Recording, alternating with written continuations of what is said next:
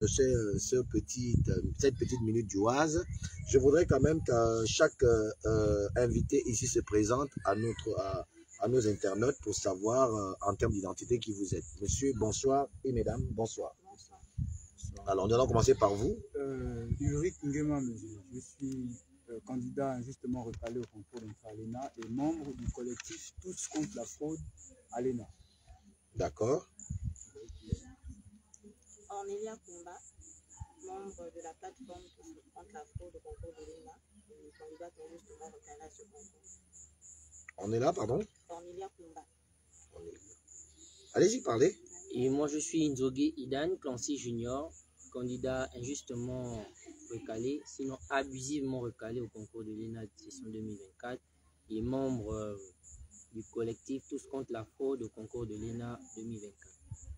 D'accord. Moi, je suis M. Edouze Baudelaire, membre du collectif Tous contre la fraude à l'ENA, candidat injustement recalé à ce concours-là.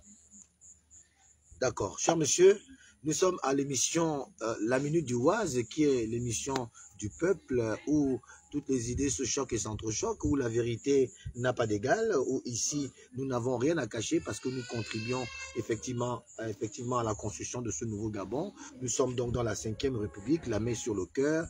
Nous allons tous dire en même temps, nous ne jurons que de dire la vérité, rien que la vérité. Ensemble, nous jurons de dire la vérité, rien que la vérité. Merci. Alors, mes chers compatriotes, encore une fois de plus, bonsoir. Chers internautes, vous connaissez, je vous ai, alors quand nous étions encore à jour J-2, fait la vidéo dans laquelle je vous avertissais déjà qu'on aura sur le plateau de la Minute du Oise des compatriotes qui se plaignent, qui pensent avoir décelé, je préfère parler ainsi, des fraudes éminentes dans ce concours de l'ENA qui a fait beaucoup couler d'encre depuis quelques mois et dont jusqu'à aujourd'hui les autorités restent muettes dans un mutisme qui ne dit pas son nom. Et donc pour porter l'affaire au sommet de l'État, mettre cette affaire à la connaissance du chef de l'État, Brice Clotaire Oligui Nguema, ces compatriotes ont bien voulu passer sur notre émission, leur émission, la Minute du Oise, pour en parler. Maintenant, nous allons aller dans le vif du sujet. Chers compatriotes, cher monsieur Ulrich Ngema, bonsoir. Alors, que vous amène sur ce plateau? Nous sommes confrontés à quoi sur cette affaire du concours de l'ENA? Alors, pour présenter de manière d'abord synthétique un peu de volume, parce que nous n'avons pas les... Pour présenter de manière synthétique la situation, donc nous sommes constitués en collectif pour réagir à la crédibilité que nous n'identifions pas dans les résultats du concours d'entrée à l'ENA, session 2024. Et donc, ce collectif s'est constitué au mois d'octobre, quelques jours seulement après la publication des résultats par le ministère de la fonction publique, ministère organisateur du concours. Entre le mois d'octobre 2024 et le mois de mai 2025, nous avons essuyé un nombre illimité de démarches. Nous avons tenté de contacter plusieurs autorités. Nous avons été confrontés à plusieurs tentatives de boycott sur la base justement des allégations que nous faisons. Donc on pourra revenir en détail sur les éléments qui ont justifié la constitution de notre groupe, les différentes sorties qu'on a faites, les interpellations aux autorités et la tenue... Peut-être nous dire quelles autorités vous avez saisies? Oui, je vais laisser la parole à... D'accord, oui, à monsieur Edouze Baudelaire. Quelles autorités que vous avez saisies sur cette question? Merci, merci déjà pour le plateau que vous nous offrez afin d'édifier un peu plus l'opinion publique sur la situation qui nous accable déjà depuis des mois. Avant de répondre directement à votre question, je voudrais effectivement confirmer ce qu'il dit, que les résultats du concours d'ENA ont été publiés sur la page du ministère de la fonction publique, page Facebook, au soir du 9 octobre 2024. 9 octobre 2024. Et donc, un peu de volume. À la connaissance, à la lecture de ces résultats, quelques irrégularités étaient déjà perceptibles. Donc, le lendemain, nous nous sommes retrouvés histoire de commencer une analyse minutieuse de ces résultats. Nous avons donc entamé une analyse minutieuse de ces résultats, comme je le disais, et nous avons constaté qu'au-delà des premières irrégularités visibles, beaucoup de choses entachaient la crédibilité de ces résultats. Et donc, nous avons essayé de recenser toutes ces irrégularités qui nous ont amenés à comprendre qu'en réalité, les résultats ont été... Sont bipés. Sont bipés, effectivement. Et donc, et comme il fallait déjà songer à engager des procédures administratives, histoire de saisir le gouvernement, la fonction publique sur ce que nous pensions déjà, nous avons donc d'abord sollicité les services d'un huissier de justice, histoire de constater les faits et, si possible, produire... Quel cabinet, huissier de justice? Maître Louis Minko, Minko Abo. D'accord. Voilà. Donc, le procès verbal de son travail, il est là avec nous. D'accord, je peux le présenter. Bien sûr. Voilà. Donc, oui, allez-y. C'est le procès verbal de ce huissier de justice qui a certifié toutes les irrégularités que nous avons décelées à la base. Et donc, à travers ce conseil d'huissier de justice, nous avons donc commencé à saisir les autorités de la République, parmi lesquelles, au 14 octobre 2024, nous avons saisi le Conseil d'État en sursis à exécution, histoire d'interpeller dans l'urgence si le Conseil pouvait se prononcer en suspension des résultats, histoire de permettre à l'administration d'étudier d'abord au fond le problème qu'on posait. Et le lendemain, le 15, nous avons saisi la primature de la République, la primature de la transition. Nous étions encore en pleine transition. Donc nous avons... à cette époque, M. Raymond Donsima est Premier ministre. Bien sûr, c'est ça. Bien sûr. Donc nous l'avons saisi. Et donc après avoir saisi ces deux autorités, nous avons saisi également l'autorité, le ministère qui a organisé le concours, le ministère de la fonction publique. Le ministère de la fonction publique. Et pour tenir informés les autres institutions, nous avons écrit à l'Assemblée nationale de la transition, au Sénat de la transition, au Conseil économique, social et environnemental. Donc voici les administrations que nous avons saisies entre le 14 et le 20 octobre 2024. Et donc, conformément à la loi qui demande, après saisine, de laisser l'administration travailler, nous sommes restés dans nos maisons, pensant que... En attendant le retour. Malheureusement, nous n'avons eu aucun retour. Combien de mois à peu près? 3 mois. À l'exception, je voudrais préciser, à l'exception de l'Assemblée nationale qui nous avait répondu par l'entremise du président de l'Assemblée nationale de la transition, l'honorable Jean-François Ndongou, dans un courrier dans lequel l'Assemblée nationale s'est déclarée incompétente pour statuer sur le problème. Voilà. Et donc vous n'avez eu que comme réponse l'Assemblée nationale, mais qui vous disait qu'ils étaient incompétents de statuer sur la situation. Voilà. Donc voilà, voyant cette situation-là, ça nous a amené à ce que le 8 janvier 2024, nous avancions déjà après de 4 mois, le 8 janvier 2025, autant pour moi, nous avons décidé d'entamer une grève de la faim sur le terrain. Et nous sommes partis devant l'Assemblée nationale. D'ailleurs, on vous a vu sur les réseaux sociaux, il y a même eu des compatriotes qui sont venus vous soutenir. Voilà. D'accord. Donc, pendant cette grève-là, nous avons fait 13 jours. Et pendant les 13 jours, nous avons été approchés par certains responsables administratifs, notamment le deuxième vice-président de l'Assemblée nationale. Et nous avons... À la personne de M. Fumbula? Non, M. Fumbula, il est quatrième. Il est quatrième, ah oui, bien sûr. Oui. L'amiral. D'accord. Voilà. Donc, il nous avait reçu à son bureau dans le but de nous écouter, savoir de quoi il était question. Et donc, vous n'avez pas été reçu par Fumbula, non? Si. Non, nous avons été reçus par Fumbula avant même d'entamer la grève de la faim. La grève, voilà. Donc, M. Fumbula nous avait contacté à partir de... Et là, c'était même pas nous. Ce sont des compatriotes, des citoyens qui publiaient les résultats sur les réseaux sociaux. Tout à fait. Et parce qu'on en avait choisi la procédure administrative. Mais les parents, eux, n'avaient pas idée de la démarche qu'on avait entamée. Donc, beaucoup publiaient sur les réseaux sociaux. Et ayant pris connaissance, M. Fumbula avait cherché à vous rencontrer. Nous rencontrer, voilà. Qu'est-ce qui ressort de cette rencontre avec M. Fumbula? Avec M. Fumbula, il était juste question de prendre un peu plus connaissance du contenu de nos revendications. D'accord. Donc, nous avons présenté à M. Fumbula nos principales revendications. Est-ce que vous avez dit à M. Fumbula, parce que c'est essentiel, c'est très important, parce que le peuple gabonais nous regarde. Est-ce que M. Fumbula avait mis au courant qu'il y avait déjà eu une approche en termes de documents envoyés à l'Assemblée pour donner l'information à l'Assemblée nationale? Vous m'avez dit tout à l'heure que vous avez fait un certain nombre de manœuvres. Donc vous avez envoyé une notification à l'Assemblée nationale. La question que je pose, c'est: est-ce que lorsque Fumbula vient vers vous, lui qui est parlementaire de la transition, quand il vient vers vous, est-ce qu'il est déjà au courant qu'il y a déjà une démarche en allant dans ce sens envers l'institution qu'il représentait?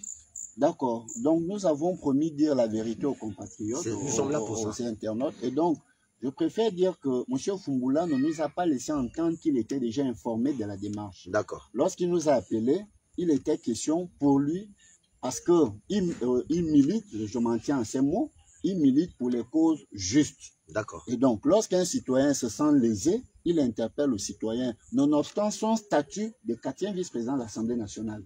Au-delà de ce statut, il estime qu'il compatit à toutes les situations qui peuvent accabler les compatriotes. Et donc, c'est dans cette dynamique qu'il avait cherché à nous rencontrer et nous avons exposé les faits. Ça a été alarmant et nous, le jour-là, il faut l'indiquer, nous lui avons précisé qu'une démarche avait déjà été entamée. Et dans la démarche, nous avons saisi l'Assemblée nationale de la transition. D'accord. Tout en espérant attendre la réponse. Mais nous n'avions pas encore reçu la réponse de l'Assemblée nationale. Et ça fait combien de temps à peu près? 3 mois toujours? Je vous ai parlé, nous sommes dans la fourchette du 16 au 17 octobre. Ah, nous sommes en octobre 2020. Nous sommes en octobre. Nous sommes en octobre. Nous sommes en octobre. Et donc, c'est ayant évacué le mois d'octobre, le mois de novembre, le mois de décembre.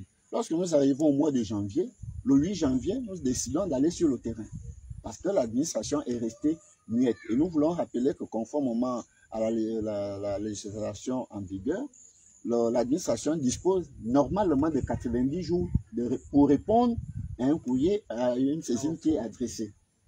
Est-ce que vous comprenez? Qui font 3 mois. Voilà, qui font 3 mois. Et donc, après avoir évacué tous ces 3 mois, nous avons le refus de réponse signifie, bon, le silence signifie un refus. Voilà. Et donc, nous avons constaté que l'administration a refusé de nous répondre. Toutes les administrations que j'ai citées, à l'exception de l'Assemblée nationale, je le précise, qui s'est déclarée incompétente.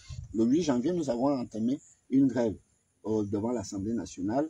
Et c'est pendant cette grève-là que nous avons été contactés, ou bien, j'ai envie de dire, sollicités par le 2e vice-président de l'Assemblée nationale, l'amiral Mali Odjoa, qui nous a écoutés également et qui a pris connaissance de nos revendications. Et j'ai envie de préciser que sur son conseil, il nous avait demandé de, parce qu'en réalité, conformément à la loi, le décret, l'arrêté 672, c'est cela, de 1976, qui régule l'organisation des concours administratifs en République gabonaise, précise que lorsque les irrégularités sont constatées, n'importe quel citoyen peut saisir l'administration pour demander réparation.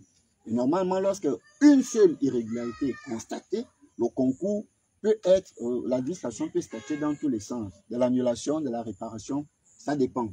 Ou alors on peut annuler pour recommencer. Bien sûr, bien sûr, bien sûr. Donc, voici un peu ce que nous avons fait. Et donc, monsieur l'amiral nous avait demandé d'être assez flexible vis-à-vis de l'administration et de relancer l'administration cette fois-ci en produisant quelques pistes de solutions. Parce que nous devons également aider l'administration à réfléchir. Voilà pourquoi le 20 janvier, nous avons relancé 3 administrations principales sur conseil de l'amiral, notamment la primature de la transition, le 20 janvier. Donc, ça, c'est la 2e fois qu'on relance la primature. L'Assemblée nationale de la transition. Après avoir épluché les 3 mois. Après avoir épluché les 3 mois. Et le Sénat de la transition. Et donc, certains pourront dire qu'on est en train d'inventer tout le paquet que vous voyez là. Ce sont les différents accusés de réception. Les accusés de réception de toutes les administrations. Une minute. Peuple gabonais, nous sommes là pour la vérité. Je sais que je suis un peu distant parce qu'il a fallu qu'on essaie de trouver un format qui puisse faire rentrer tout le monde dans l'objectif. Et donc, je vais vous faire une petite lecture que là, dans ma main, j'ai effectivement un courrier adressé à la haute attention de l'honorable député président de l'Assemblée nationale de la transition. Objet, demande d'interpellation du gouvernement. Ça, c'est le premier document. Ça, c'est le deuxième. Hein? C'est le 20. Ça, c'est le deuxième. Bon, enfin, le premier document que je présente, on va dire. Voilà, c'est le premier. Ça, c'est le premier document qui a été envoyé à l'Assemblée nationale pour interpeller le gouvernement de nos compatriotes. Ensuite, nous avons un deuxième courrier. Effectivement, c'est pour montrer toute toute la vérité et la véracité de ce que disent nos compatriotes sur ce plateau. Et ici, j'ai à la haute attention de la vénérable sénatrice présidente du Sénat de la transition, Libreville demande interpellation du gouvernement. Donc, voilà la deuxième notification de nos frères au Sénat de la transition. Voilà. Et là, elle est de l'accusé de réception, je vois le 20/1er 2025. Et elle a été signée Libreville le 20 janvier 2025 également. Donc l'accusé de réception rentre cadre effectivement à la date de dépôt. Voilà. Le Sénat a été interpellé sur cette affaire. Nous allons voir le troisième document. Voilà. Et ici, je peux lire pour vous.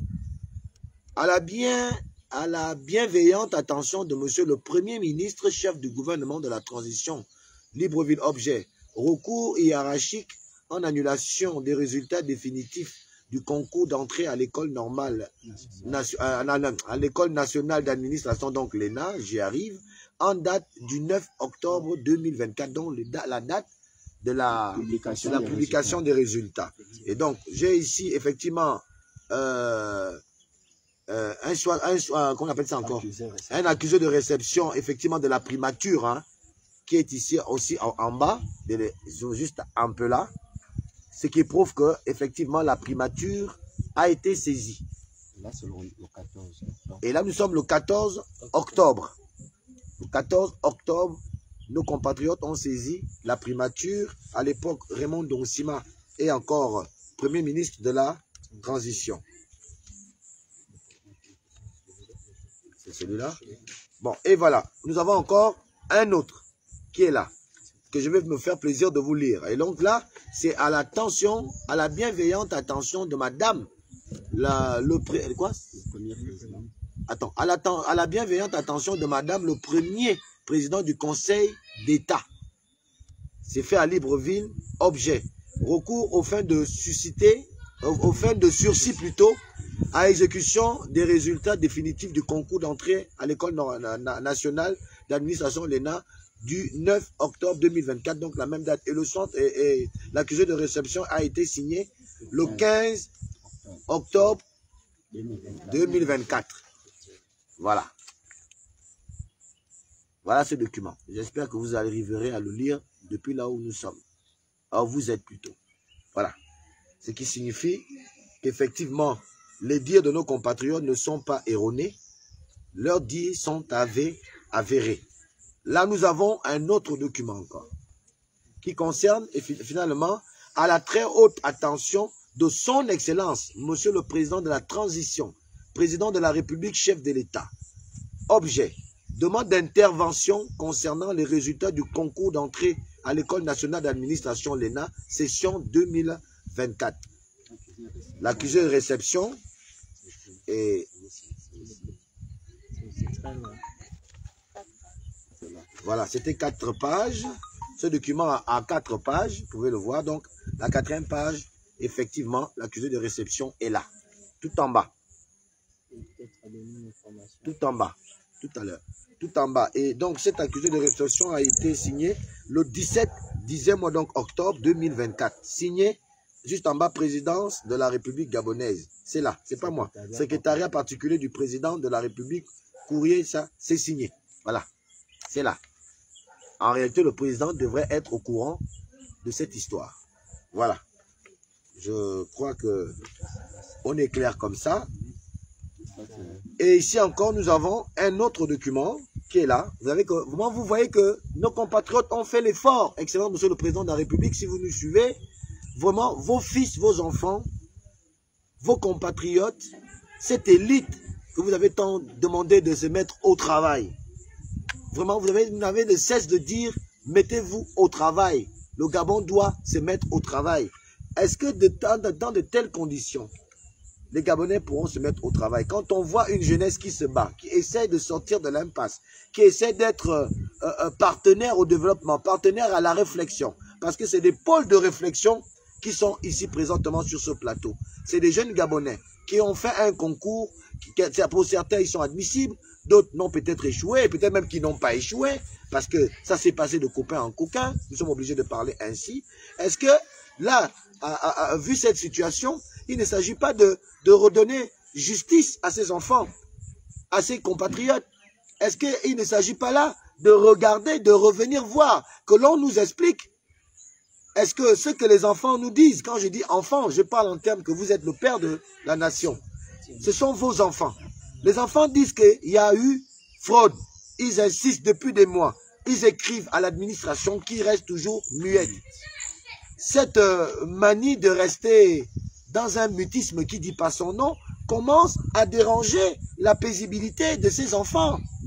Ils ne dorment plus bien parce qu'il n'y a aucune réponse. Quand on leur dise même que vous avez échoué, on arrête là, on n'est pas avec vous. Au moins, c'est une réponse. Nous sommes là pour réveiller cette histoire parce que nous estimons que ce qui est fait contre les autres en ce moment pourrait être aussi fait contre nous. Donc, quand un seul Gabonais crie quelque part, c'est tous les Gabonais qui doivent se réunir pour dire pourquoi il crie. Pourquoi ces Gabonais-là crient? Donc, nous avons encore un autre document. Ça montre que les enfants sont allés dans le strict respect de l'administration.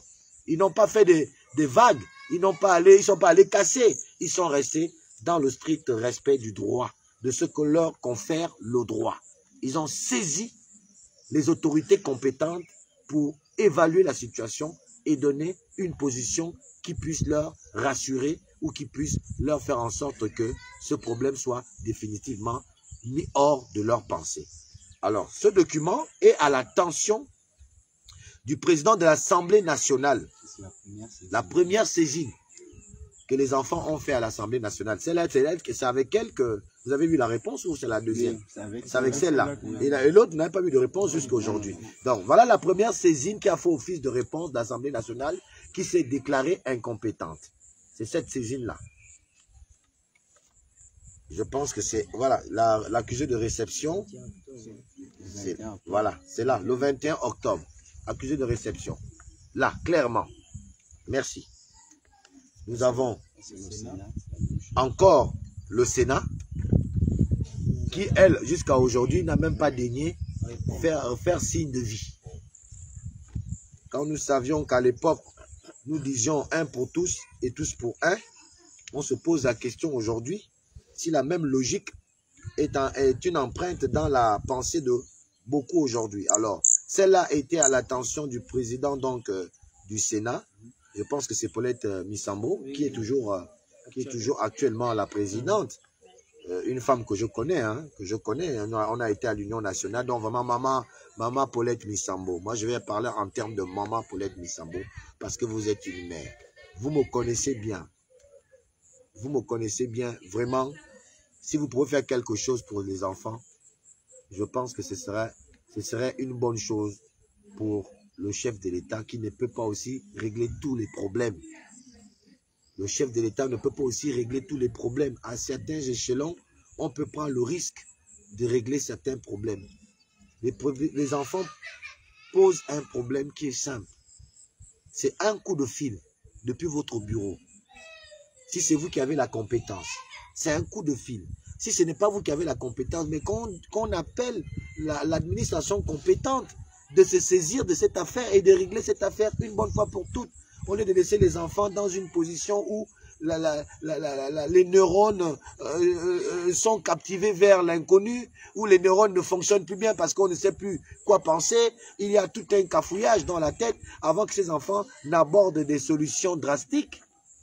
Je pense qu'il serait de bonne loi qu'on se saisisse de cette problématique qui est très importante et vitale pour leur avenir.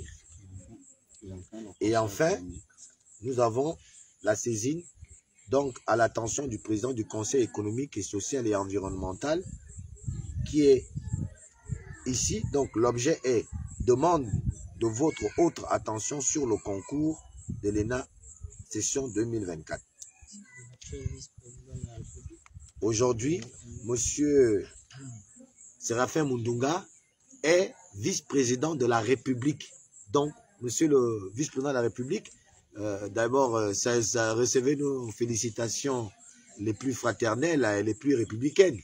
parce que votre ascension a fait le bonheur certainement de beaucoup de Gabonais comme nous autres. C'est toujours un honneur d'avoir quelqu'un de votre trempe à ces fonctions. Nous espérons seulement que vous prendrez à bras le corps cette demande de vos enfants également, parce que vous êtes aussi déjà un père de la famille, vous êtes un père de famille, vous êtes aussi le père de la nation quelque part. Président, vice-président, c'est tous des pères de la nation. Donc, nous formulons le même vœu à votre endroit de avoir un regard particulier sur ce problème qui concerne nos jeunes compatriotes qui ont remarqué des irrégularités sur le concours à l'ENA qui cause aujourd'hui beaucoup de problèmes et laisse dans l'impasse beaucoup de nos concitoyens. Merci. Alors, donc, merci. Je voulais préciser que vous avez vu le courrier qui a été adressé à la très haute attention du président de la République. Alors, je voudrais dire aux internautes, c'est ça l'administration gabonaise. Nous ne savons pas ce qui s'est passé. Et lorsque nous sommes passés quelques temps après avoir déposé le courrier, nous sommes passés pour un suivi. On nous fait savoir que le courrier est perdu. Au niveau de la présidente de la République? Au niveau de la présidente, au secrétariat particulier du président. On nous fait savoir que le courrier est perdu. Comme par hasard. Comme par hasard. Nous avons fait un second courrier incessamment, sans suite jusqu'à ce jour. Donc nous pouvons dire, bon, excusez-nous. Quand vous dites incessamment, il y a combien de temps à peu près? C'est-à-dire le même jour. Ah, d'accord. Le même jour, nous avons... La présidente vous a quand même appelé? Non, vous êtes allé pour vous enquérir de la suite. D'accord. Voilà. D'accord. On dépose un courrier. Et puis il faut voilà. Nous sommes allés pour un suivi et là on apprend que on constate que le courrier a disparu. Voilà. Et on vous dit donc de reformuler. Il n'a pas disparu. Les mots de ceux qui nous ont reçus, c'est qu'il est perdu. Bon. Voilà. Donc nous avons produit un autre courrier qui jusqu'à pour éviter que. Voilà. D'accord. Donc jusqu'à présent le courrier c'est sans suite. On suppose que peut-être lui aussi s'est perdu, qui sait, c'est pour ça, peut-être le président ne m'est pas informé de la situation. Bref, donc vous avez là l'arsenal des documents que nous avons introduits auprès des différentes administrations. Et c'est ce silence qui résulte, qui est la conséquence du silence face à ces courriers-là, qui nous a menés dehors le 8 octobre, le 8 janvier, comme je le disais. Et donc, après avoir été en contact avec l'amiral Mali, vice-président de l'Assemblée nationale, qui nous a demandé de relancer l'administration. Nous l'avons fait le 20 janvier. Et dans la même foulée, nous avons été invités à échanger avec le directeur général adjoint des services spéciaux de la présidence de la République. D'accord. Nous avons échangé avec lui. Il était question de nous entendre et de prendre connaissance de la véracité de nos faits. Nous avons fourni les mêmes éléments au directeur général adjoint des services spéciaux. Et là, nous sommes aussi le 20, le même jour que nous avons déposé ces courriers. Et donc, à sa demande, il nous a demandé, et lui et l'amiral Mali, de suspendre le mouvement, histoire de donner la possibilité à l'administration de travailler, parce que ce sont eux qui nous ont demandé de relancer. Et donc, sans inconvénient, nous avons décidé le lendemain de suspendre le mouvement. Nous sommes là le 21 janvier. D'accord. Nous sommes repartis dans nos maisons pour laisser l'administration travailler. Un mois et demi plus tard, pas de suite. Un mois et demi plus tard, pas de suite. Et l'ENA intensifie déjà ses activités pour lancer les cours. L'année académique. L'année académique. Voilà pourquoi le 3 mars, nous sommes revenus sur le terrain. Et là, nous sommes restés sur le terrain du 3 mars au 29 avril. Donc pratiquement 2 mois. Jour et nuit, sous le soleil, les moustiques, les pluies, vous-même vous savez, vous connaissez la saison dans laquelle nous nous trouvons en ce moment. Donc nous avons essuyé toute cette humiliation de la nature, malheureusement parce que nous pensons mener un combat noble. Et cette fois-ci, toutes les personnes qui nous ont approchés pour suspendre à nouveau, nous avons dit non. Nous ne partirons d'ici que lorsque nous aurons une solution concrète. S'il s'avère que ce que nous disons est faux, que l'administration nous dit ce que vous dites est faux, on rentre chez nous. Mais tant que l'administration ne nous répond pas, on ne bouge pas. Et donc, le 6 mars, le Premier ministre, par l'entremise de son directeur de cabinet, le 6 mars, avril le 6 mars, par l'entremise de son directeur de cabinet, nous a envoyé un courrier dans lequel, malheureusement, nous l'avons oublié. Allez-y, allez-y. Dans ce courrier, il accusait bonne réception du courrier du 20 janvier. Avant de suspendre le mouvement de grève. Donc, il accusait bonne réception du courrier et des pistes de solutions que nous y avons introduites et qu'il allait commettre de ces techniciens, ses collaborateurs pour une étude approfondie sur la meilleure décision à prendre.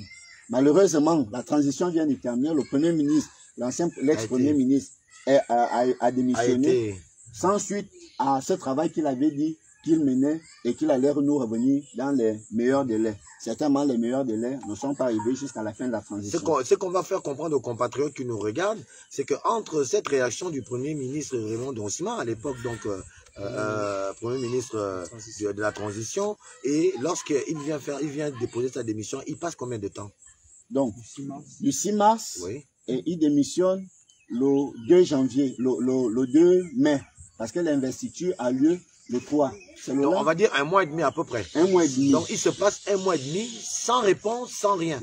Jusqu'à ce que, finalement, Raymond Donciman a démissionné donc de son poste de Premier ministre. Voilà. Ce qui vous rejette encore dans une impasse. Et aujourd'hui, on peut tout à fait comprendre votre sortie d'aujourd'hui. Vous avez voulu essayer d'attirer encore une fois la sonnette d'alarme sur votre situation qui est précarisée à un stade que vous nous compreniez. Non, mais tenez-vous tranquille, c'est pas la meilleure. Le meilleur reste à venir. D'accord. Et donc, dans ces situations avant la démission du Premier ministre, nous sommes contactés par les conseillers, le cabinet militaire du Premier ministre de la Transition.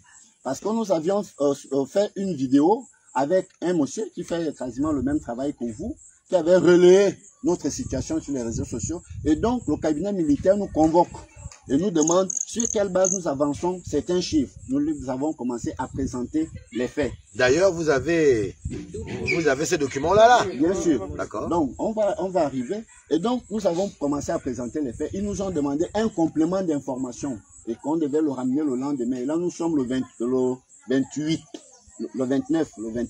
Et donc, nous sommes en train de travailler le 29 au niveau sur le document complémentaire. Sur le document, voilà. Et nous sommes répartis en groupe de travail pour produire un travail, le travail attendu. Très rapidement, c'est aussi important. Finalement, vous êtes à combien? Bon, on va dire que... Dans votre mouvement d'humeur, vous êtes à peu près à combien? J'ai envie de préciser une chose. D'accord. Nous sommes, les recalés à ce concours sont au nombre de 349. D'accord. Mais... tous les 349, vous connaissez la psychologie du Gabonais de manière générale. Il y en a qui ont peur. Voilà. Et donc, nous sommes actuellement sur le terrain de la justice, une cinquantaine.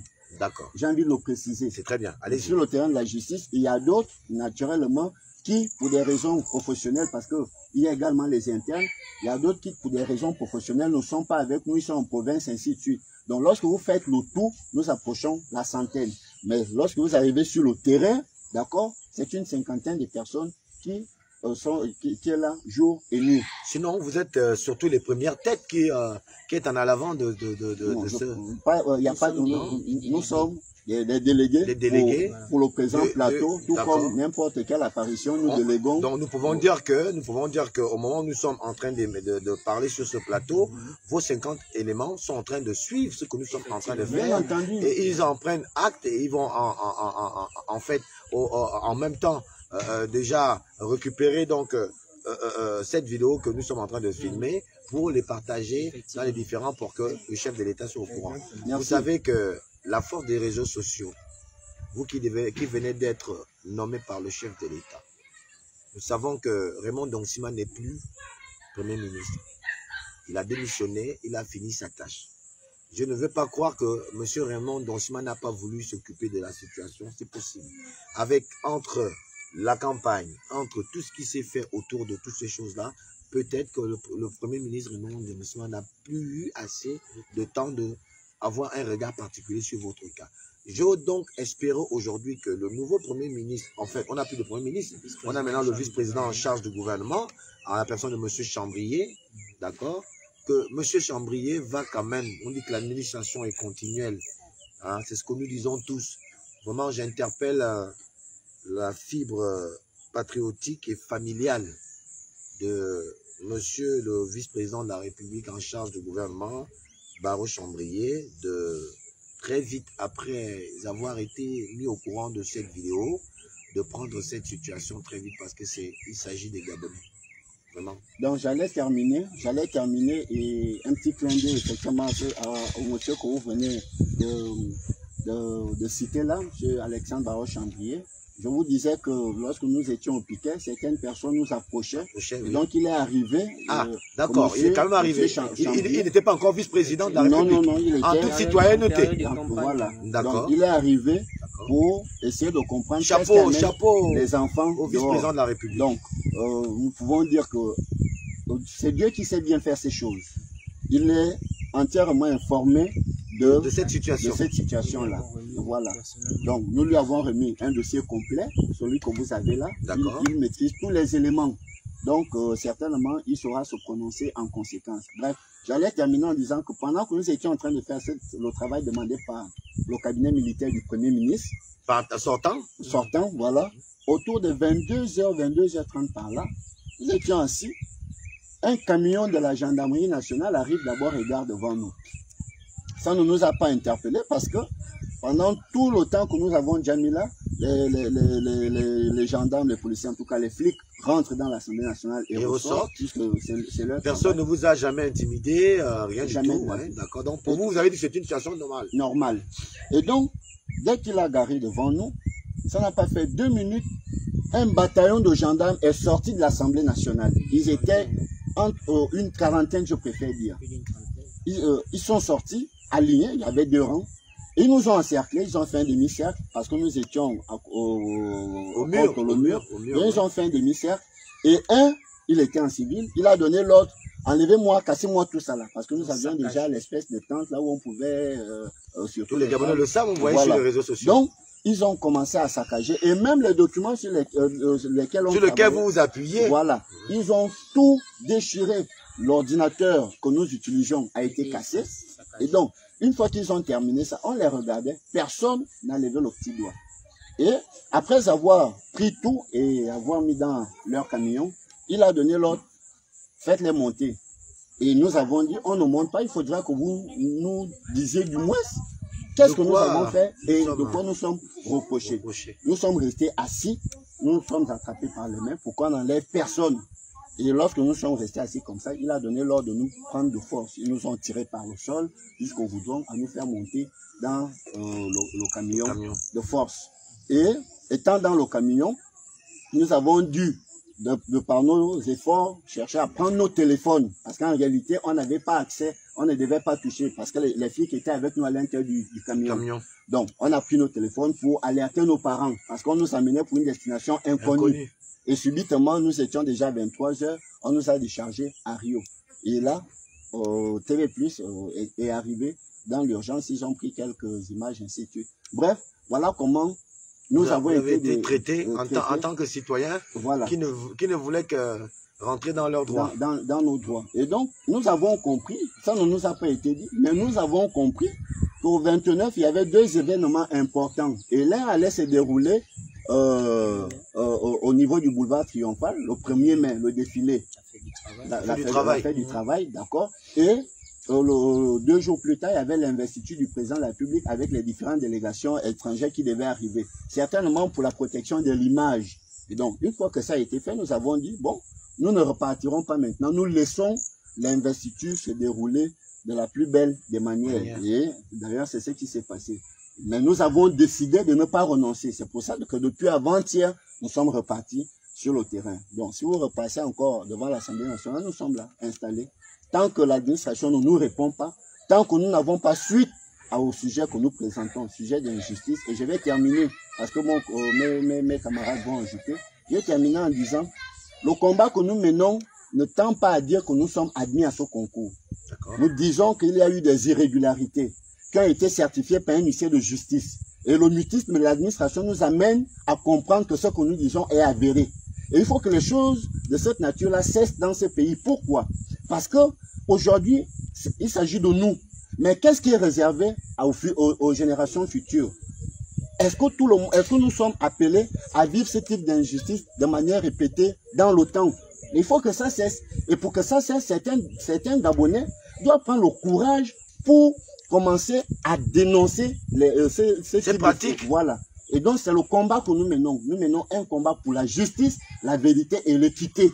Ce sont les 3 valeurs que nous dénonçons. Et nous le faisons, et nous avons été confortés par le discours d'investiture du président de la République lorsqu'il citait les Saintes Écritures en disant « c'est la justice qui élève un peuple ».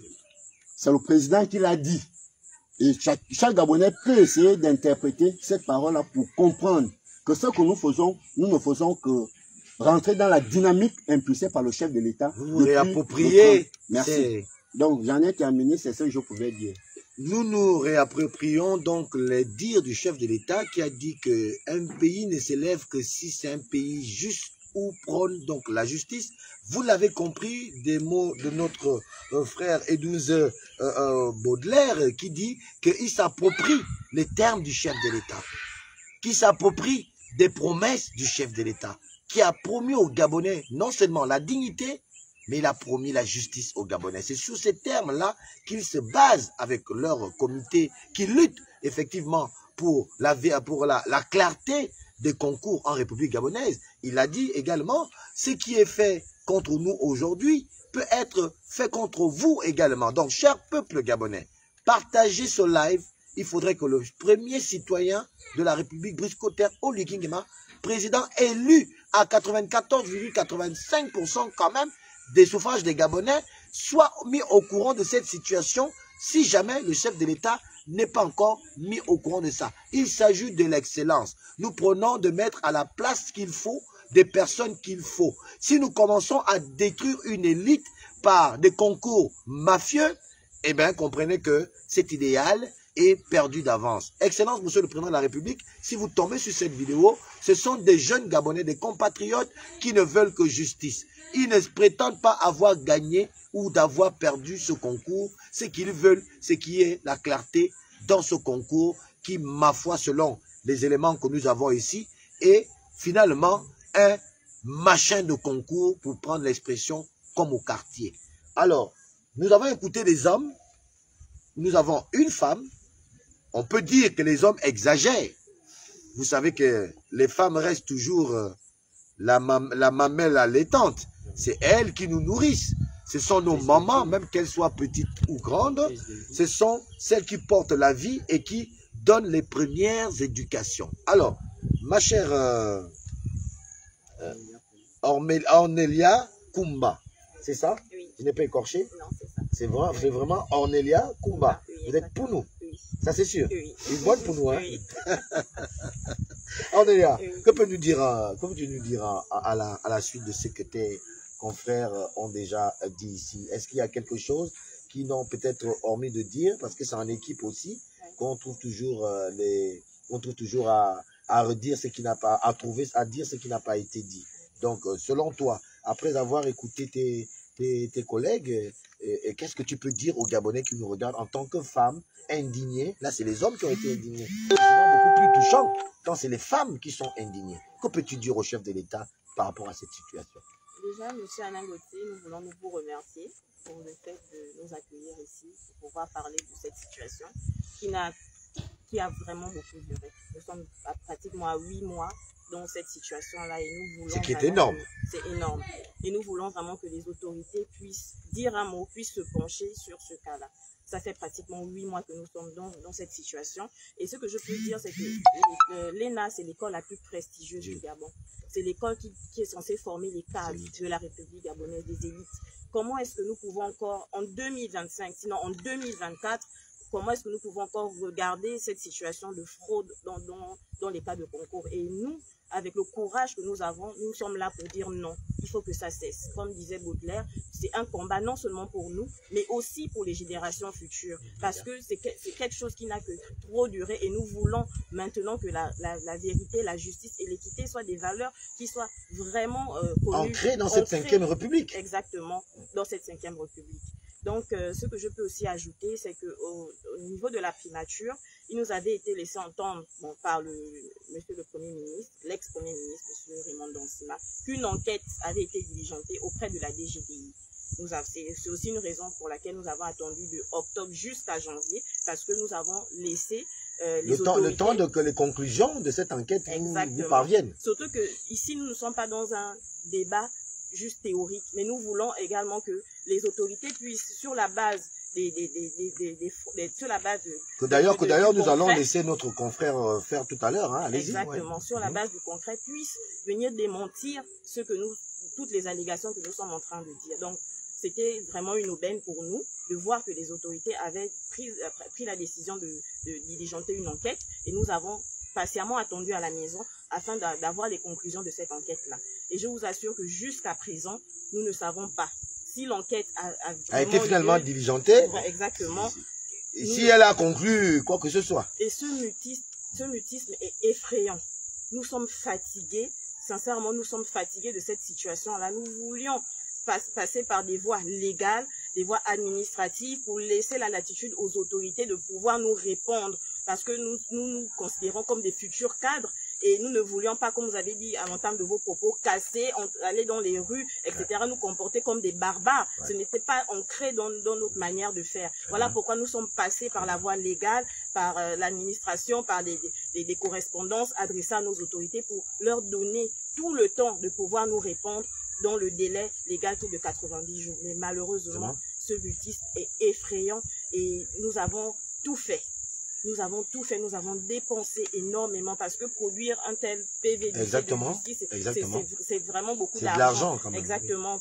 Il fallait faire des photocopies de toutes les listes. Les listes sont là, les listes des candidats, des admissibles et des admis, sur la base de cela, parce que ce sont les preuves que nous détenons.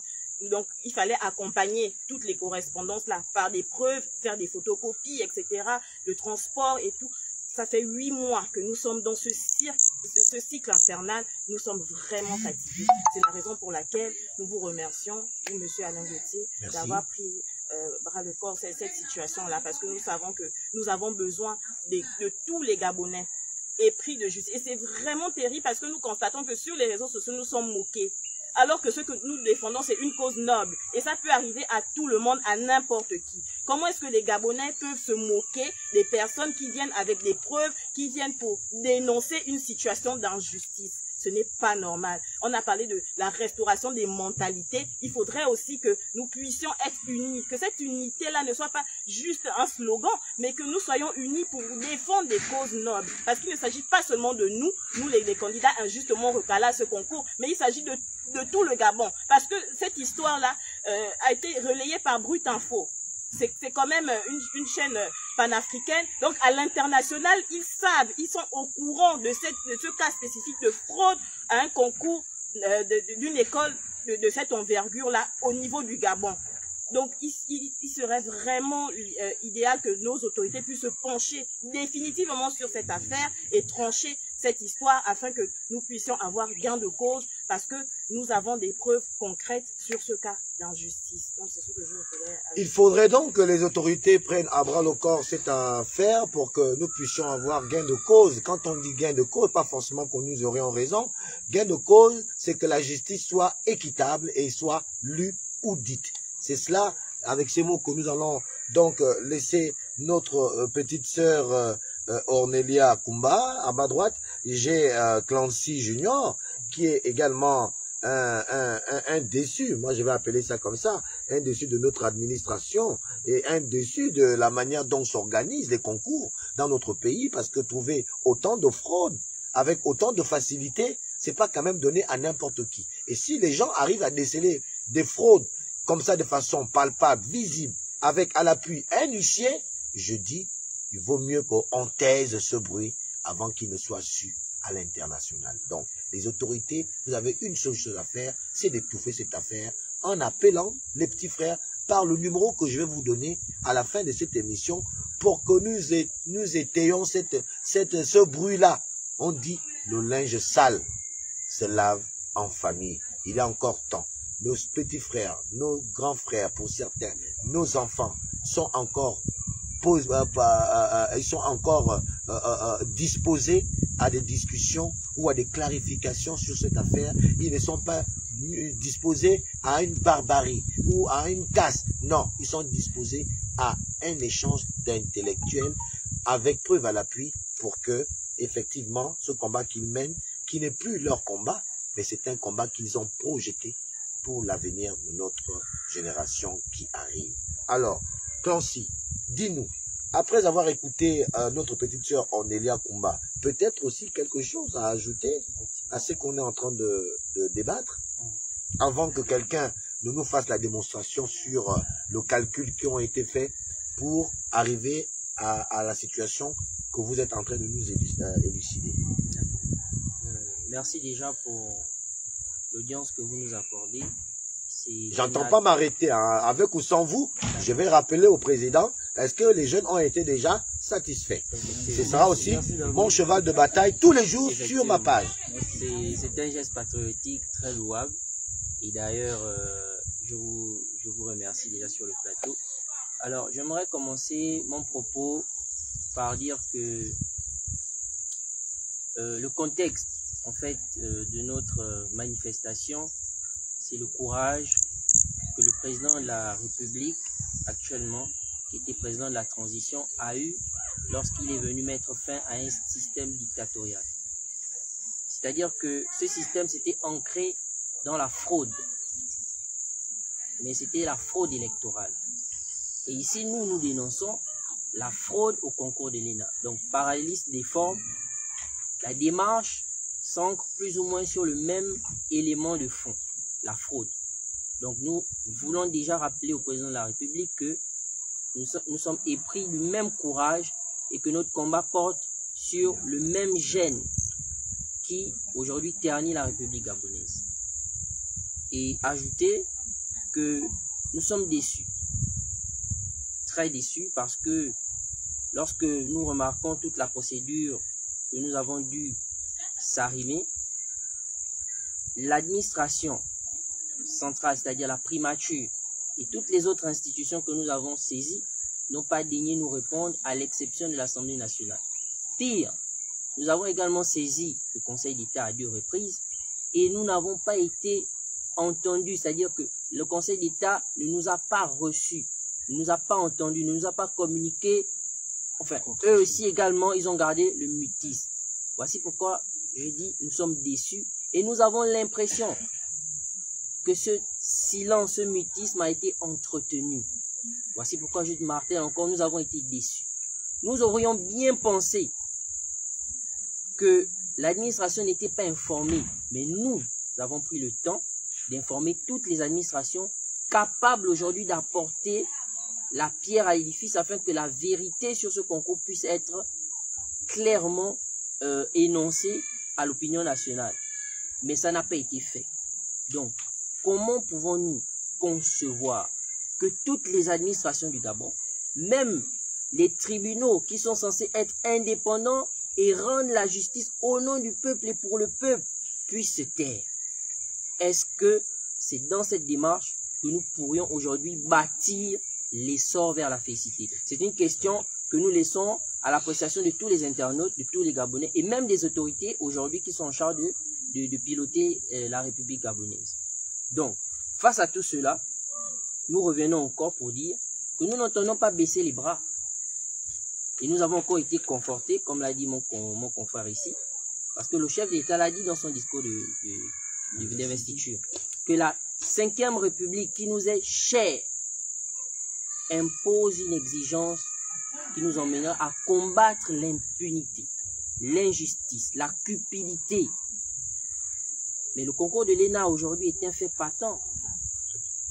C'est un fait patent sur lequel nous interpellons toutes les autorités afin que le discours du président de la République a eu à énoncer, notamment l'injustice, notamment l'impunité, la cupidité, puisse être aujourd'hui anéanti, combattu avec la plus forte énergie.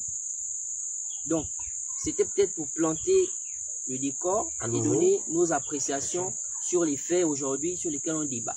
Nous sommes pris donc par le temps, la nuit va tomber et les internautes ont déjà bien saisi l'importance de votre démarche. Je ose aussi l'espérer que les autorités nouvellement nommées ont déjà, à partir de cette vidéo, parce que je sais que je suis beaucoup suivi et beaucoup d'entre vous êtes déjà même peut-être là à l'écran en train de suivre, vont prendre acte de vos revendications qui sont légitimes. Il nous reste une seule chose à faire, histoire de ne pas avoir parlé pour rien. Peut-être vous faites cette démonstration. Sur quelle base vous vous appuyez pour déceler cette fraude que vous dites qui a eu lieu dans ce concours de l'ENA? Alors, merci. Et avant d'entrer de plein pied, juste une précision que j'aimerais faire rapidement. Un peu, oui, à haute voix, en regardant l'objectif. Vous avez, monsieur Mbomo, vous avez fait quelque chose que peu de Gabonais sont parvenus à faire. C'est-à-dire présenter notre problème par rapport à son enjeu. La plupart des gens, la plupart c'est peut-être un gros mot, une bonne partie des personnes qui se sont approchées de nous et qui ont relayé notre combat, ont eu tendance à nous assimiler à des jeunes Gabonais en quête d'emploi. Ce qui n'est pas nécessairement faux. Mais le cœur du problème que nous posons, c'est celui de la fraude, de l'impunité. Il ne doit plus exister. Justement. Donc, ce n'est pas juste une question de trouver un emploi, c'est lié à l'intégrité du recrutement au sein de la fonction publique, c'est lié à la qualité du service public de demain, etc. Donc, ça, c'est vraiment quelque chose qu'il fallait absolument que nous disions pour poser les bases. Maintenant, ce que nous avons dit et que nous avons adressé comme information, que nous avons communiqué comme information aux autorités depuis le début, c'est que dans ce concours, il y a eu de la fraude. Mais pour ça, il faut qu'on parte d'une idée que la plupart des gens qui nous écoutent ne comprennent pas forcément de quoi on parle. D'accord. Le concours d'entrée à l'École nationale d'administration, c'est un concours qui se déroule en 2 phases. 2 phases, d'accord. 2 phases qui sont obligatoires pour être déclarées admis. La première phase est dite de phase écrite. Dans cette phase, on accumule un total de 19 de coefficients. D'accord. 5 matières. Pour 5 matières. 5 matières. 19 de coefficients. D'accord. À cette phase-là, si vous en sortez avec un minimum de 10 sur 20, vous êtes déclaré admissible. Admissible. Donc vous passez la deuxième phase, qui est une phase orale. Pour le concours session 2024, cette phase orale a valu 4 de coefficients pour 2 matières. Donc première phase, 19 de coefficients, phase écrite. Deuxième phase, 4 de coefficients, phase orale. Voilà. Maintenant, pour être considéré comme admis, les textes qui organisent les concours d'une manière générale en République gabonaise nous disent que l'admission à un concours administratif, et en particulier au concours de l'ENA, repose sur les moyennes obtenues. Les moyennes elles-mêmes obtenues reposent sur les notes de chaque candidat dans chaque matière. Article 19. Article 19. Que je vais d'ailleurs me faire plaisir de lire. Tout à fait. Voilà, chers internautes, ce que dit cet article 19. Parce qu'on ne faut pas dire que c'est notre jeune petit frère Ulrich qui a dit. L'arrêté, voilà, je vais d'abord lire l'arrêté, effectivement. Je montre aux autres, voilà l'arrêté. Au journal officiel, numéro 22 et 23 du 1er octobre 1976. Voilà l'arrêté. Qui réglemente les concours administratifs. Qui réglemente les concours administratifs. Cet arrêté-là est là. Voilà. L'article 19. Donc, on va aller dans l'article 19. Voilà. Voilà ce que dit l'article 19, effectivement. Il dit, l'admission est acquise sur la moyenne du total des notes attribuées sur chaque matière. Il n'y a pas de notes éliminatoires. Oui. Je répète, l'admission est acquise sur la moyenne totale de notes attribuées sur chaque matière. Donc, c'est ce qu'il vient de dire. Il n'y a pas notes éliminatoires. Voilà ce que dit cet article 19. Tout à fait.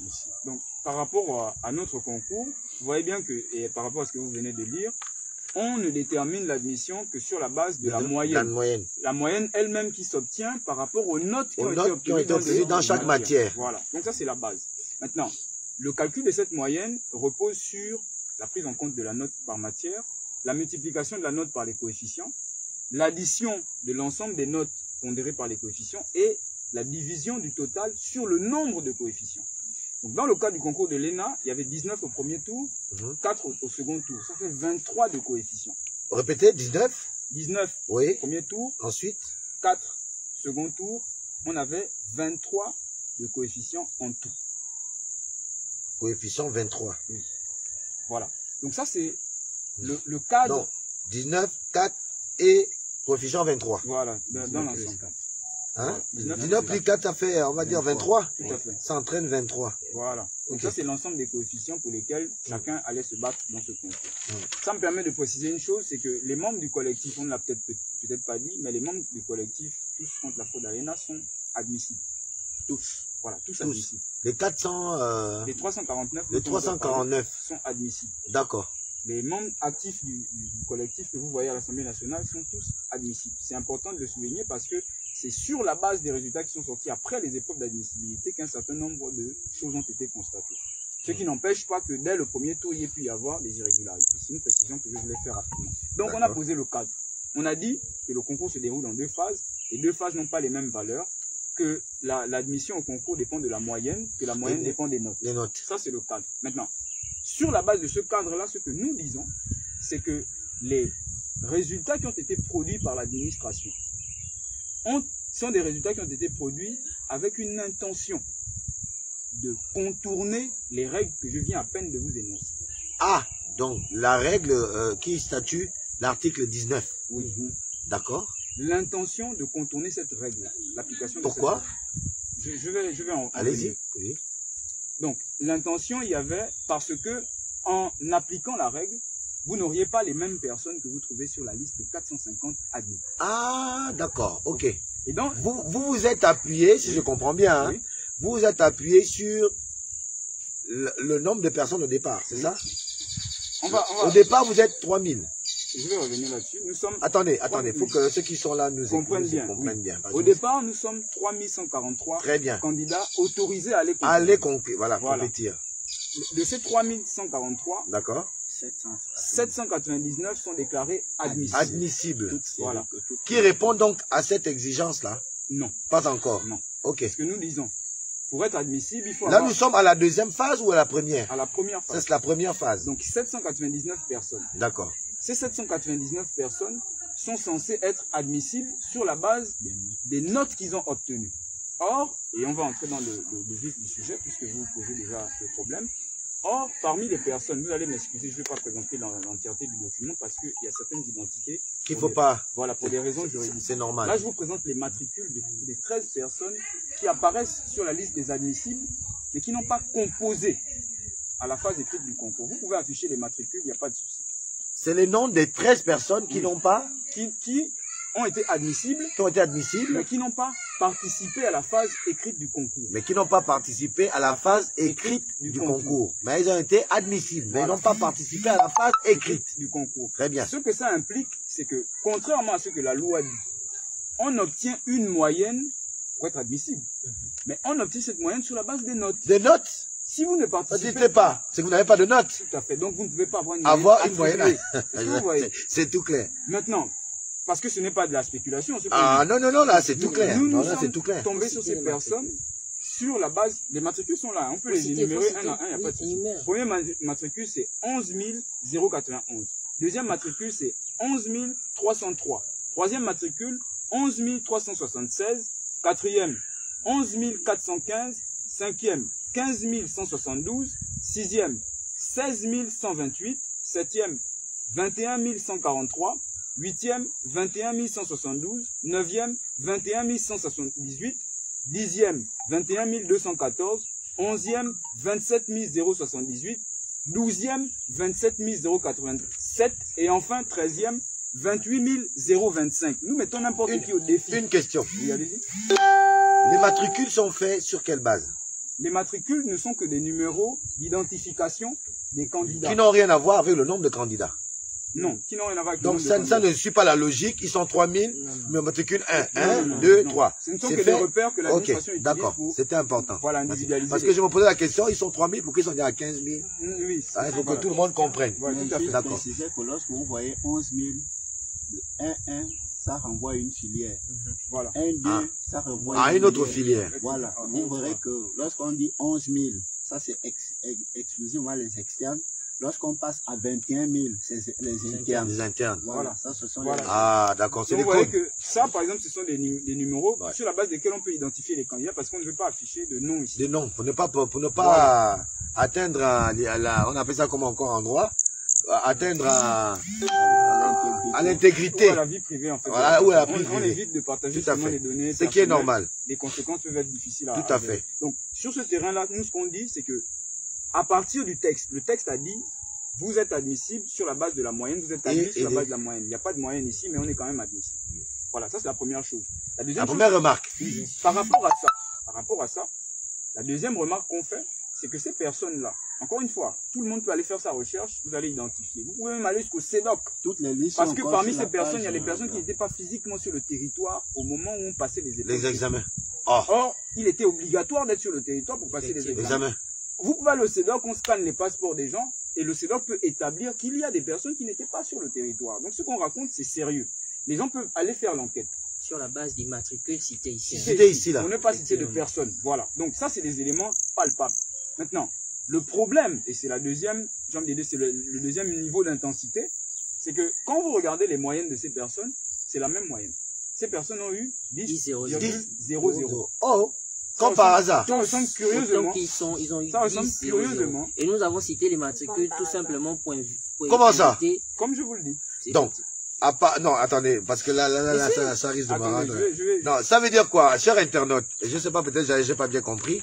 Ça veut dire que voilà des éléments qui sont 13, qui n'ont non seulement pas concouru, hein, mais qui se retrouvent avec des moyennes bizarrement de 10,00. C'est pas incroyable ça? Identique. Et ouais. Je disais que on a cité les matricules tout simplement, c'était pour inviter les spectateurs à aller vérifier, faire le travail eux-mêmes. Pour vérifier. Pour que la vérité sur ce que nous disons puisse être constatée d'eux-mêmes. Donc vous voyez, on les a identifiés. On sait que parmi eux, il y en a qui n'étaient pas sur le territoire, mais on sait que tous n'ont pas pris part aux épreuves écrites. On sait aussi qu'ils ont eu la même moyenne.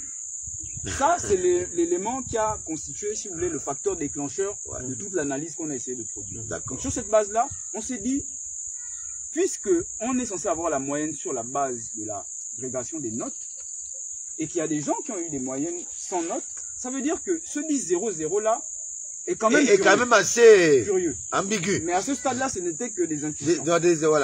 Des spéculations. Tout à fait. Maintenant, pour entrer dans le détail, sur la base de ce qu'on vous a présenté tout à l'heure, donc, on est parti du principe que les résultats ont été volontairement altérés. Parce que si tout est là, hein, on ne peut pas vous montrer tout. Hein. Voilà. Alors, on garde l'anonymat. Il y a beaucoup tout est là, le dossier il est là. Tout est là. Voilà, donc, ça c'est le premier élément. Ils sont 13 candidats ici, 13 ici, à avoir la même moyenne. Mais ce que nous retenons de ces 13 candidats, c'est pas tellement le fait qu'ils n'aient pas participé, c'est le fait qu'on leur ait attribué une moyenne. Et quelle moyenne? La moyenne de 10,00. Et qui ressemble complètement, enfin la même moyenne sur les 13. Ce qu'on a constaté par la suite, et ça constitue en fait le nœud de notre argumentation, c'est que il y a 207 personnes dans ce concours qui ont eu cette moyenne de 10,00. 207 personnes qui ont eu cette moyenne de 10,00 et qui ont gagné le concours. 207 personnes qui ont eu cette moyenne de 10,00 et qui ont été admises au concours.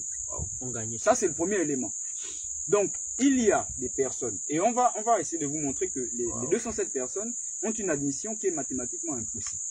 Parce qu'on vous a dit 19 de coefficient au premier tour et 4 au second tour. Le deuxième fait grave, c'est... Là, on peut se permettre de montrer les noms parce que ça va circuler sur les réseaux. Non, on n'a pas besoin. C'est sur les réseaux, hein. D'accord, voilà. ok. Ici, je vous ne avez veux pas qu'on prenne de risques. 8 personnes, on peut montrer ici. Ouais. Il y a 8 personnes dont on sait qu'elles ont été formellement recalées au premier tour. C'est-à-dire que là, on n'est plus dans le cas des 10,00 qui sont admissibles. Elles ont été formellement recalées au premier tour dans la mesure où elles n'apparaissent pas sur la liste des admissibles. Il y a 8 personnes qui ont finalement été déclarées admises. Admises, alors qu'elles n'ont pas été admissible. Je vous ai indiqué tout à l'heure que le cadre juridique du concours nous disait en gros deux choses. Deux phases obligatoires. Vous n'êtes pas admis, vous n'avez pas été admissible. Effectivement. Ces personnes-là ont été admises sans être admissibles. 8 personnes. Vous associez aux 207 personnes dont je vous ai parlé, ça fait l'effectif de 215 que vous avez peut-être vu sur les réseaux sociaux. Maintenant, dans le détail de ces... Je vais revenir peut-être, éventuellement, ou d'autres pourront compléter sur les 8 personnes, mais je veux qu'on se concentre sur les 207 personnes et leur 10,00, parce que nous pensons que c'est le cœur du problème à ce concours. Et 10,00, et c'est la conviction que nous avons, constitue une espèce de code informatique. 10,00, le problème qui est posé à ce niveau, c'est que mathématiquement, leur admission est impossible. Et pourquoi leur admission est impossible mathématiquement? Si vous prenez la tranche, les différentes tranches de moyenne qu'il y a eu dans ce concours, c'est dommage parce que c'est pas assez visible. Bref, il y a eu plusieurs types de moyennes dans ce concours. Ça, ce sont les différents types de moyennes. Voilà les différents types de moyennes qu'on a obtenus dans ce concours. Ces moyennes-là, on a essayé de les reconstituer par groupe. Vous avez le groupe des personnes qui ont eu à partir de 10,01 jusqu'à 10,99. Le deuxième groupe, il est constitué des personnes qui ont eu 11,00 jusqu'à 11,99. Le troisième groupe, de 12,00 jusqu'à 12,99. De 13 jusqu'à et de 14. Ainsi de suite. Voilà, donc ça fait en gros différentes tranches de moyenne obtenues. Ces différentes tranches de moyenne, quand vous comparez leur taux de réussite en admissibilité et en admission, vous constatez que, et c'est là, le document, vous pouvez d'abord le regarder et le montrer peut-être au public ensuite. Vous voyez ici, entre 10,01 et 10,99, le taux de réussite est ici, 36%. Vous voyez? Ouais, 36%. On va revenir sur la non, là c'est 85, attends. Non, 85 c'est plus tard qu'on va revenir dessus. On va d'abord parler de ceux qui sont ici, entre 10,01, ici, et 10,99, vous voyez bien que c'est la deuxième case ici. Ah oui, deuxième case, ouais, 36%. Deuxième, c'est entre 11 et 11,99, 47%. Entre 12 et 12,99, 54%. Entre 13 et 13,99, 71%. Et entre 14 et 14,99, 100%. Ça, c'est le taux de réussite comparé entre le premier tour et le second tour. Les personnes qui ont eu ces moyennes. Ce que vous allez constater, c'est que 36%, 47%, 54%, 71% et 100%, c'est selon une logique ascendante. Plus la moyenne du premier tour, qui est située donc dans les tranches qu'on vous a évoquées, est grande. Et puis le pourcentage aussi augmente. Voilà. Est-ce que vous voyez? Le problème, c'est que quand on se concentre uniquement sur les 10,00, voici leur taux de réussite. Il est plus fort que tous les autres. Ah non, là. Et je vais me permettre. C'est une aberration, ça. J'avais besoin de le faire, mais je vais me permettre. Imaginons qu'on se représente. Imaginons qu'on se représente la situation comme ça. Non, je vais le refaire. Imaginons qu'on se représente, peut-être le public va comprendre. On se représente ce que nous disons comme ça. Vous avez ici deux informations que vous cherchez à croiser. Ici, vous voulez croiser la proportion. Le Facebook, il est où? Le Facebook. Là-bas. Le Facebook est là. Ça va, TikTok. Non, Facebook. Oui, c'est là. Voilà, je vais essayer. J'espère que vous pourrez comprendre. Ok. Oui, c'est même bon. Ah, c'est coupé, hein? Voilà, donc, essayons de nous représenter l'information qu'on venait à peine de communiquer là, dans laquelle on vous a dit que le taux de réussite interpelle aussi sur l'anomalie de ce 10,00. Donc, imaginons qu'on croise deux informations, la proportion de réussite et les tranches de moyenne. D'accord. Voilà. Vous avez les personnes dont les moyennes sont situées entre 10,01 et 10,99, ici. Les personnes dont les moyennes sont situées entre 11,00 et 11,99, ici. Les personnes dont les moyennes sont situées entre 12,00 et 12,99 ici. 13,99 ici. Et enfin 14 jusqu'à 14,99. Voilà. Et ici, ça c'est donc les différentes proportions de réussite. Vous avez les 10,00 aussi. Voilà. Je vais les placer un peu plus tard, juste pour que les gens suivent la progression du raisonnement. Donc ici on a, on va dire 10%, 20%, 30%, 40%, 50%, 60%, 70%, 80%, 90%, 100%. Voilà. Donc cette première tranche de moyenne, on a dit tout à l'heure que c'était 36%. 36. 1, 2, 3, quelque part ici. Ouais. Voilà. Donc la barre vient là. Oui. Voilà. Deuxième tranche de moyenne, on a dit que c'était, quelqu'un peut m'aider, 47%. Attendez, le document était là à peine, je ne sais pas où je l'ai mis. Tu n'as pas écrit dessus, c'est pas ça que tu écris. Ah ouais, c'est juste derrière, oh là là. Ouais, mais on va regarder, c'est pas grave. Voilà, donc deuxième c'est 47%. Ouais. On va placer 47 ici. 1, 2, 3, 4. C'est là. Quelque part, oui. Quelque part ici. À peu près. Hein. Ouais. Voilà. Troisième valeur, c'est, est-ce qu'on est là? 54%. 54%. Donc ici. On va imaginer que on est à 1, 2, 3, 4, 5, quelque part là. Quelque part ici. Voilà. Pour ça. Donc ici. Voilà. 13, c'était 71%. 1, 2, 3, 4, 5, 6, 7. Donc ouais, ici. quelque part là. Voilà. On est là pour 13. Voilà. Et enfin, 14. On a dit 100%, donc on sait que c'est déjà à la fin. Oui. On est ici, à peu près. Au sommet. Voilà, donc, je vais me permettre de prendre le stylo rouge. Oui. Si on fait la courbe, Voilà. elle est ascendante. Ascendante. Ça veut dire elle est que, ascendante. voilà, plus la moyenne est forte au premier tour, plus le taux de réussite est important. Plus la proportion de personnes ayant réussi est importante. Mais là, curieusement, oui. Quand on place le 10-0-0 quelque part ici, oui. On a dit tout à l'heure que c'était 1, 2, 3, 4, 5, 6, 7, 8. Donc 85% c'est là. Quelque part là, oui. qu'est-ce qui explique? C'est impossible. C'est-à-dire que vous ça, pouvez... c'est une courbe. Cette courbe-là n'est pas logique, voilà. Elle est illogique. La seule... Non, vraiment, vous-même, internautes, regardez la courbe. On n'a pas été tous des... Non, mais ça, c'est... Voilà, on n'a pas été tous des génies en stats ou en maths. Bon, c'est quand même le système de courbe que c'est toujours... Oui, on connaît quand même les courbes de variation.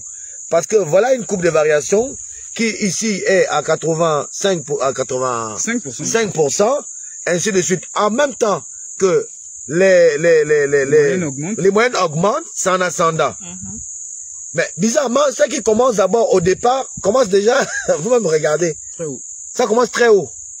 Ensuite pour descendre, pour remonter plus tard. Ouais, est-ce que vous croyez que 0-0 c'est linéaire et logique? C'est même 10-0-0 dont on a dit tout à l'heure que sur la base des 13 personnes qu'on a identifiées, oui. On sait que ces 10-0-0 ont été attribués indépendamment des notes. Parce que quand on tient compte des notes, voici la progression logique du taux de réussite. Tout à fait. Quand on ne tient pas compte des notes, ça peut même aller jusqu'à 100%.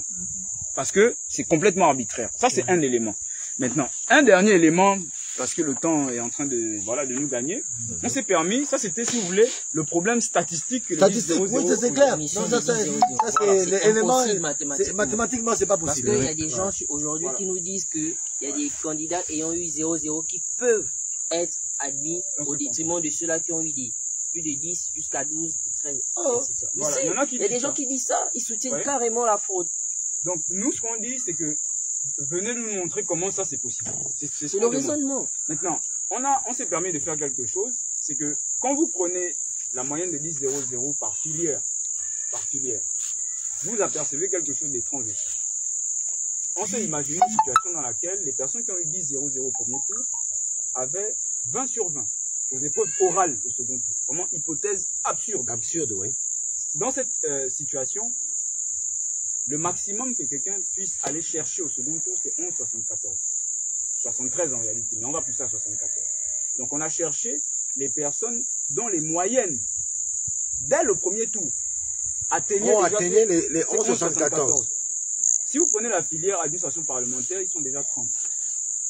Et je peux vous dire que sur les 30 personnes ici, il n'y a qu'une seule personne qui a été déclarée admise. Or, parmi les personnes qui étaient en administration parlementaire, qui avaient 10-0-0, il y a 8 personnes qui sont arrivées devant les 30 personnes dont je vous parle. Au second tour. C'est comme je vous l'explique. Là, je ne vous suis plus là. Attendez, on va prendre la liste vous allez voir. Puis on va regarder. Non, là, je ne vous suis plus là. C'est-à-dire que je suis perdu là. Vous voyez ici, l'administration parlementaire, il y a 85 personnes qui sont admissibles. Ouais, 85 personnes. À la fin, les admis sont 15. Et ici, je vais appuyer rapidement. Les admis en administration parlementaire, pardon, sont au nombre de 15. Voilà, c'est là. Voici les 15 personnes admises en administration parlementaire sur les 85 ici. 15. Dans les 15 qu'on vous cite là. Externe. Oui, externe. Ouais. Dans les 15 qu'on vous cite, il y a 8 personnes qui ont eu la moyenne de 10-0-0. On est même allé trop loin en fait. Au tout début ici. Tous les noms qui sont cochés en rose là. Ils ont eu 10-0-0, 10-0-0, 10-0-0. Et là, ils sont à la 85. Il y en a qui ont eu les 11, les 12, machin. Voilà. Et ils ne sont pas là-bas. Je vais vous prendre un exemple. Regardez par exemple, regardez quelqu'un ici. Je ne vais pas citer le nom, mais regardez la moyenne. Lui, il a eu 12-68. Vous regardez le nom ici. Ok. Regardez dans la liste des admis ici. Il est présent. Son nom commence par E. Hein. Ouais, je vois. Ah non, il n'est pas là. Il n'est pas là. Mais on retrouve à l'intérieur 8 noms 10-0-0. Il a eu 12-68. Oh, non, il n'est pas là. Voilà. Non, il n'est pas là. Oui, c'est le concours des 10-0-0. Ouais. Regardez vous-même. Hein. Oui, 1268. Et il n'est pas là. Il n'est pas là. Oui, c'est les externes là. Oui. Ah. Non, il n'est pas là. Il n'est pas là. Il n'est pas là. Voilà. Mais je vois des gars qui ont combien là ici, non, ici, il n'y a pas eu les moyens. On va en venir pour. Non, il n'est pas là. Pour finir. Effectivement, il n'est pas là. Donc ça, c'est un exemple comme ça qu'on vous donne. Oh, 12 là-bas, 10 se retrouve là-bas, 12 se retrouve pas là-bas. Vous voyez? Ah, ça, c'est un élément qu'on vous donne. C'est sur la base de ce qu'on dit là.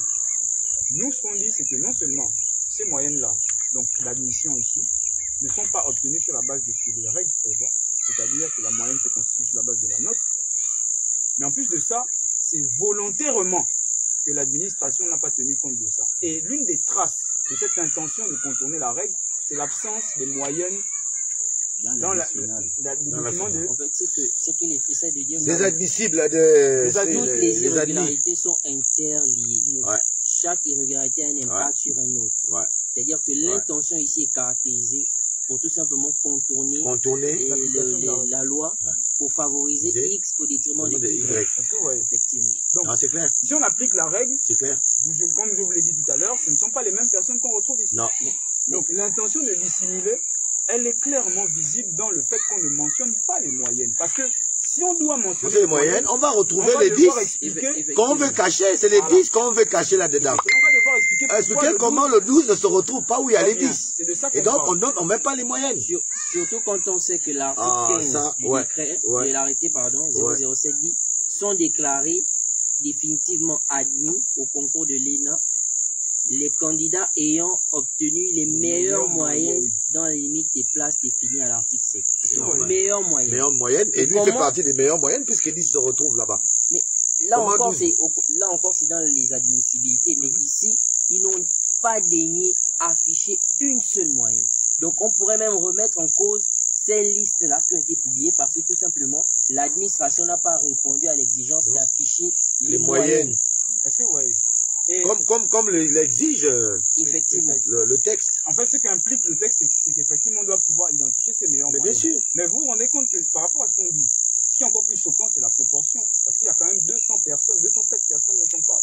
Et 207 personnes dont l'admission est mathématiquement impossible, ça veut dire qu'il y a 207 personnes au moins qui ont été injustement recalées à cause de ça. Pourquoi? Parce que dans un concours, c'est pas comme le bac ou un examen. Le bac, même s'il y a 1000 personnes qui ont eu la moyenne supérieure ou égale à 10, on prend tout le monde. Le concours, si vous entrez, je pars. Est-ce que vous voyez? Donc, à partir du moment où il y a plus de 200 personnes dont l'admission est mathématiquement impossible, ça veut dire qu'il y a plus de 200 personnes qui ont été retirées de la liste des admis alors qu'elles méritaient d'en faire partie. Des admissibles comme des admis. Donc, dans la nature, au moment où on parle, il y a 215 Gabonais environ qui doivent être considérés comme admis au concours de l'ENA, qui sont en train de stresser, de déprimer pour certains d'entre eux, pour certains, qui sont en train de rejeter complètement le pays, qui sont en train de dénoncer le travail qui est fait par les nouvelles autorités, etc. Parce qu'il y a des brebis galeuses, des récalcitrants, qui ne veulent pas en fait comprendre que le pays est en train de changer. Effectivement. C'est à ce niveau qu'on place les enjeux. Et si vous permettez, juste dire que, comme on l'a dit au début, c'est pas juste une question de ENA, pas ENA. Ce qu'on pose là, c'est que l'ENA, c'est 8 filières. Les 8 filières, si vous voulez, parcourent à peu près les administrations les plus stratégiques du pays.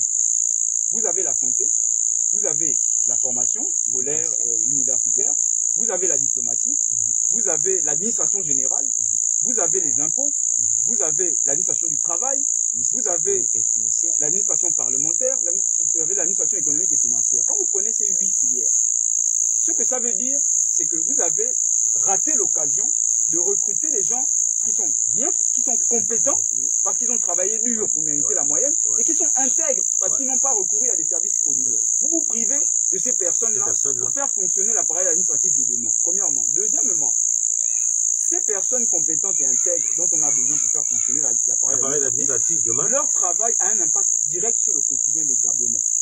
En termes de santé, en termes de droit du travail, même. En général.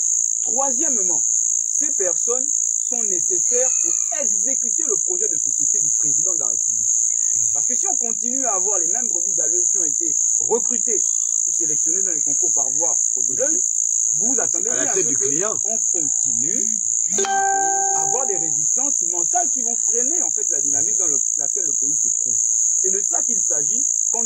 font des fraudes au-delà de nos situations particulières.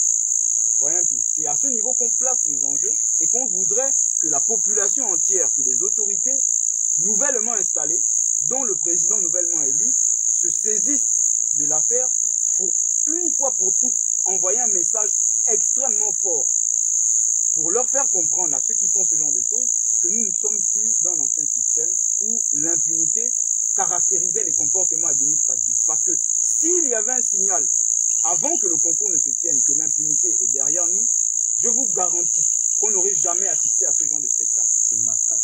Mais heureusement que nous avons l'occasion avec les nouvelles autorités de montrer que le pays est en train de radicalement changer. C'est de ça qu'il s'agit. Il y a peut-être aussi un autre argument qu'on a... Très rapidement, parce que... L'argument du fait qu'il n'y a pas eu de notes. Parce que nous avons suivi les résultats du concours de la magistrature 2021 lorsqu'ils avaient été publiés. On avait vu qu'il y avait des notes pour ceux-là qui étaient admis, vous pouvez le constater ici, mais aussi pour ceux-là qui attendaient.